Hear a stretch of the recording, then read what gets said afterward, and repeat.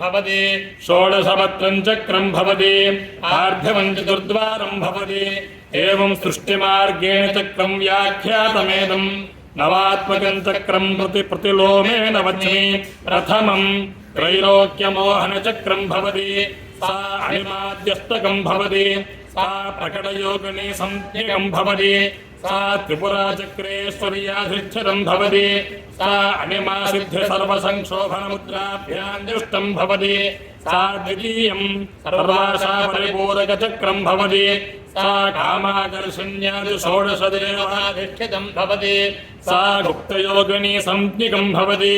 सा त्रिपुरेश्वरी चक्रेश्वर्याधिष्ठितं भवति